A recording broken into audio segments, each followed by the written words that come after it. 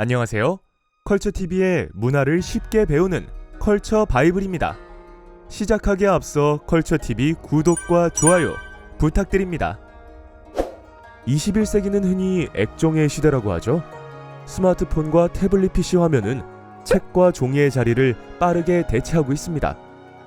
요즘 이북이 나오고 여러가지 콘텐츠가 기획되면서 온라인 도서 플랫폼을 사용하는 사람들도 늘고 있지만 그만큼 더 다양한 종이책을 구매할 수 있는 오프라인 책방이나 독립서점이 인기를 끌기도 하는데요. 대세에 대한 반항 심리처럼 종이책이나 손편지에 대한 관심도 높아졌습니다. 이렇듯 우리의 일상과 뗄래야 뗄 수 없는 종이, 직접 소유할 수 있고 손끝으로 만질 수 있는 기록을 전해주는 종이는 긴 역사를 함께 걸어온 소중한 친구이기도 합니다. 그렇다면 연락을 한동안 하지 않은 친구처럼 느껴지는 어떤 종이에 대해서 이야기해볼까 합니다. 바로 한지입니다. 종종 최초의 종이는 중국에서 만들었다고 하던데 한지도 중국에서 만든 것 아니야? 라고 하는 사람들도 있죠.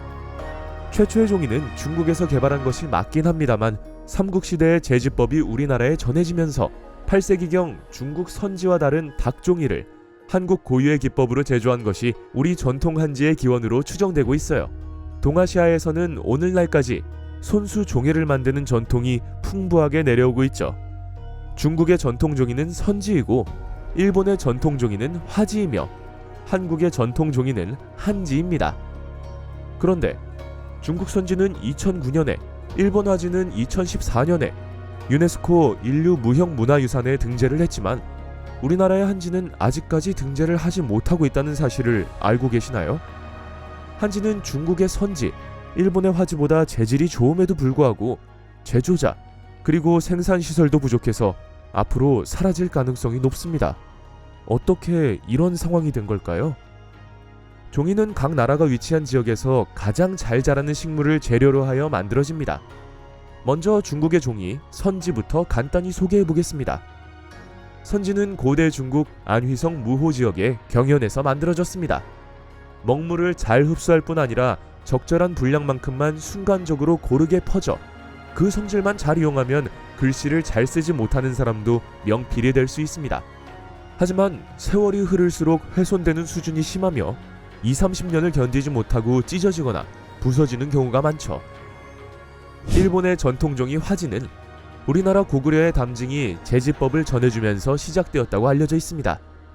그래서 제작 과정이 한국의 한지와 조금 닮아 있는데요. 일본화에 사용되는 화지는 습기에 강하고 표면에 코팅 처리를 하여 먹이나 채색이 스며들기보다 위에 얹혀 두께를 형성하게 되는데 이러한 화지의 성격은 일본 그림 특유의 장식적이며 평면적인 미감의 원천이 됐다고 볼 수 있습니다. 그러나 재질이 미끄럽기 때문에 번짐 효과가 있어 세밀하고 정교한 표현이 어려운 단점이 있다고 합니다. 그렇다면 한국의 전통종이는 어떨까요? 중국의 선지, 일본의 화지보다 더 우수한 보존 능력을 갖고 있는 종이가 바로 한지입니다. 한지의 주원료는 당나무입니다. 이 당나무의 섬유는 다른 나무보다 무척 가늘고 잘 엉키기 때문에 그물망처럼 조밀하게 잘 짜여진 종이를 만들 수 있습니다. 다른 종이보다 수분에 굉장히 강해서 이미 쓴 내용이 필요 없거나 더러워지면 물로 씻어서 글씨나 얼룩을 지우고 그것을 햇볕에 말려서 다시 쓸 수 있습니다. 내구성이 매우 강해 1000년 이상 된 고문서들도 굉장히 좋은 보존 상태를 유지합니다. 또한 여러 번 겹을 치고 오칠을 하면 가죽처럼 질겨서 그릇 등 생활용품으로 쓸 수도 있고 심지어 갑옷으로도 사용할 수 있다고 합니다. 한지는 자연과 함께 숨을 쉬는 자연의 종이라고도 합니다. 그래서인지 건조할 때는 적당히 수분을 내뿜기도 하고 습할 때는 이를 빨아들여 습도를 조절하기도 합니다. 뿐만 아니라 소음을 막고 차단하기도 하며 보온의 효과도 있습니다. 또한 원료로 쓰인 닭섬유 자체의 빛 반사율이 높아 광택이 무척 우수합니다. 원료의 특성을 최대한 살려 자연스러운 구조로 섬유 조직이 배열되기 때문에 공기가 잘 통해 활용 범위가 매우 넓습니다. 뿐만 아니라 천연염료로도 물이 잘 들기 때문에 모든 색상의 표현이 가능하여 아름다운 자연의 색을 만들어내기에 매우 좋습니다. 한지는 오랜 시간이 지나도 거의 원형의 모습을 보존하고 있는데요. 세계기록유산으로 지정된 조선왕조실록 태조실록의 원본의 현재 모습을 본 사람들은 놀라움을 감추지 못했다고 해요.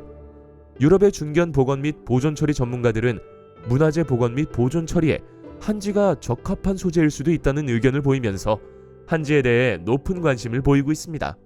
곧 한지가 유럽 고문서와 회화에 복원 및 보존 처리에 사용되는 상황도 기대할 수 있겠죠. 이러한 한지의 우수함을 잘 알게 됐지만 아쉽게도 우리가 이미 봐왔고 잘 알고 있다고 생각하는 대부분의 한지는 진짜 한지가 아닐지도 모릅니다. 어린 시절을 쉽게 떠올리게 만들던 문구점의 한지들은 대부분 화선지거든요. 말 그대로 시중에선 일본종이 화지와 중국종이 선지가 한지 행세를 하며 판매되고 있습니다. 일제강점기를 거치며 우수한 보존력을 가진 한지가 전통적으로 만드는 방식에서 벗어나 일본식 화지처럼 변형되었고 품질 또한 떨어지게 되었습니다. 탈근대 후 현대로 넘어와서도 한지에 대한 우리의 관심은 미미했습니다. 사람들은 한지 제작 방식과 품질들에 대한 면밀한 분석을 하지 않게 되었고 전문가들의 개발 또한 힘이 꺾이게 되었죠.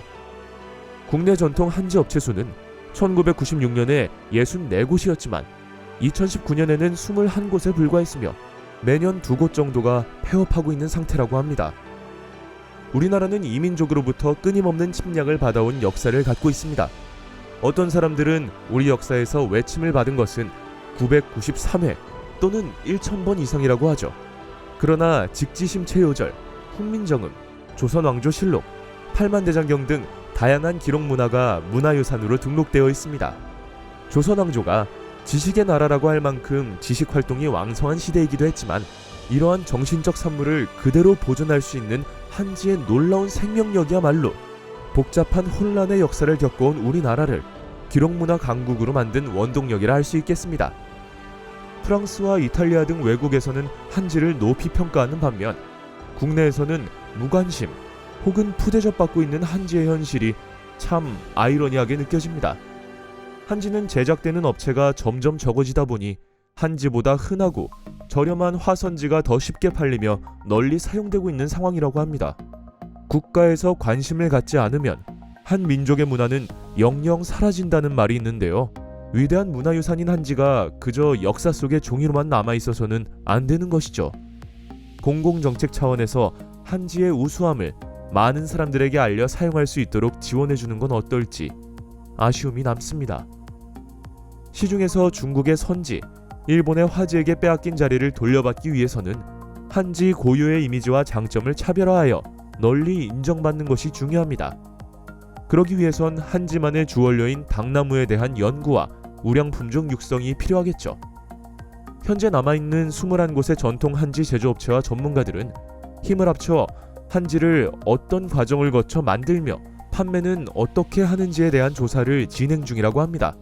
시대에 맞는 한지가 개발되어 현대인들이 일상생활에서도 즐겨 사용할 수 있는 한지와 한지 상품이 많이 만들어지면 좋겠습니다.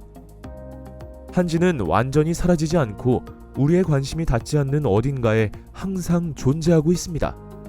예를 들면 이번 주말 전통 한지공예 원데이 클래스는 어떨까요? 한지 문화축제에 대해서 알고 계셨나요? 또는 오랜 친구에게 전통 한지로 만들어진 생일 선물은 어떨까요? 오늘날 한지는 어떤 강경한 정책보다도 여러분의 일상과 한 걸음 가까워지는 것만으로 더 강한 생명력을 얻게 된다는 점을 기억해주세요. 지금까지 컬처TV의 문화를 쉽게 배우는 컬처 바이블이었습니다. 오늘 저희가 드린 정보가 유익하셨다면 좋아요와 구독, 알림 설정 부탁드리고요. 다음에는 더 유익한 문화 정보를 준비해서 여러분들을 찾아뵙겠습니다. 저희 컬처TV는 당신의 예술을 응원합니다.